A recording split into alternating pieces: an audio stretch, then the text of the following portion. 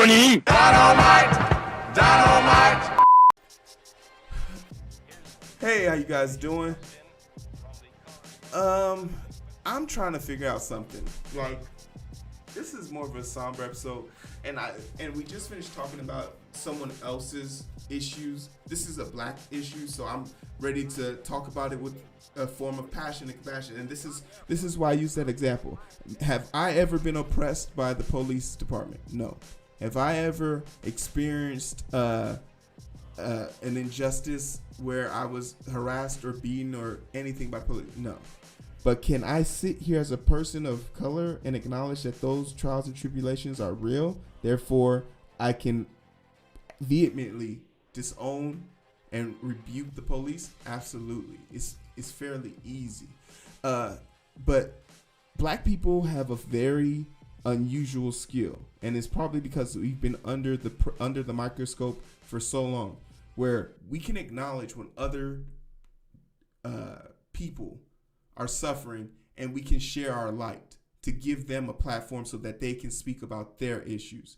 When the Asian hate movement was going on, BLM was a major focal point in that, and they were able to speak highly on it, especially when the same situation happened when they were bringing the refugees over from Haiti or Afghanistan. We spoke highly about that to the black community. It's our greatest asset is our ability to love. It is also one of our greatest weaknesses. Our ability to love people unconditionally because they don't love us. Nah, I don't know about that, bro. Oh, what, you don't think black people don't love? Oh, what part? No, I think black people love black people. I think they got extreme distrust of anybody that's not black. I would say the overwhelming majority of folks, black people ain't out here giving love like that. You know, show no love. Love will get you killed. 50 said that. 50 talks about dead people. He's hardly the role model we need for black people right now. But the thing that I want to talk about more in depth for this situation here is just to refocus us, right? Refocus us on the situations at hand. That just because the pandemic's going on, just because LGBTQ is going on, just because Asian hate's going on, we shouldn't remove the focal point from our people. And not only just our people, our young people. We have a story from October 5th. A mom takes action after her 5-year-old son was put in a chokehold at school.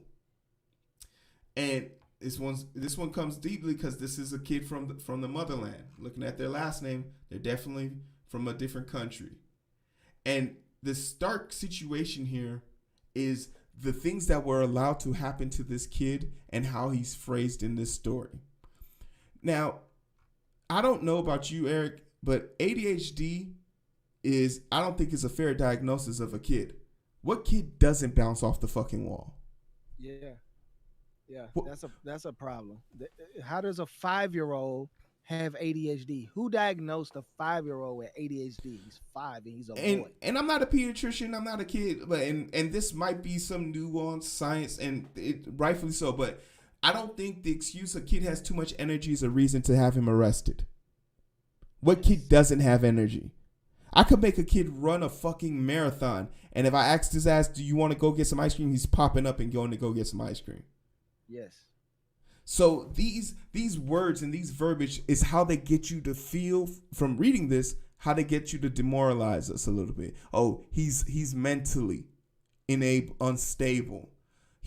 And you never guess what he was being accused of. Not only does this kid have genius level, because this is how you should have taken it. A kid who doesn't speak the language, he basically learned a Spanish song in his language arts class, perfected the song, and loved it so much that he continued to sing the song throughout the day. And that is what drove the teacher to call the resource officer, who, upon getting contact with this 5-year-old or 6-year-old, I believe, couldn't do anything else but put him in a chokehold. Could do nothing else but put him in a chokehold while other teachers watched. And this is my biggest issue with police officers. They're not good at their job. It's the school too. The article from NBC News said that the school board the principal, nobody would listen to her. Both of her children, a 5-year-old boy and what her daughter at the time was what 6, 7.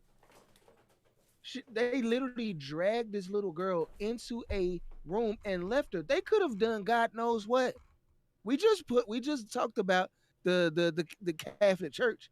We don't know anything about these human beings and their idea of being an adult with children in a school setting is to use a chokehold, a 90-degree choke, cutting off the developmental cutting off the blood to this kid's brain who's still developing. Excuse me. He's 5 years old at the time that this happened. He's never going to forget this. He's never going to trust the police. He's going to hopefully not have an issue with authority because his mother is there to, bring. Fuck that. I hope he has the biggest. I hope he has the biggest issue with authority and continues to berate them and find ways of suing them and taking their money. That's no. Yeah, sue, take money. But the thing is, you have to keep that in check. You can have disdain for them, but a disrespect for authority. An issue with authority, if unchecked with emotional intelligence, will lead to further altercations with said authority. So we hope that he's getting emotional intelligence and not trying to use his emotions. The thing you have to put into perspective for this is the chokehold has been a move that has been barred in this state for almost 4 years, and it's been barred on a federal level since Obama. So they willingly did this to this kid. And this is just a subset of it. Like, right? I want to let you guys know that the system, this is what, when we talk about systemic racism, people be like, what is systemic racism? This is a form of it. I won't call it systemic racism. I'll just call it stupid policing. Do you see this happening to white kids? It's not reported, so we don't know. I'm sure it does. So then the answer is no. So this is a form of systemic racism. No, again, if it goes unreported, doesn't mean that it's not happening. It's not that it didn't go unreported. We know it happens to white kids, but if it happens disproportionately to black kids, because in this town, in this city, if it's being underreported, but reports have nothing to do about it. No. You need because, statistics. No. I'm telling you this here. Put up the stats. I'm literally saying this here. Systemic racism in schools and police has already been proven. No, I don't need. That's already been proven by the DOJ. That's already been proven by the Department of Education. I don't need to make sure when you cut this up that you put up. No, for sure. For sure.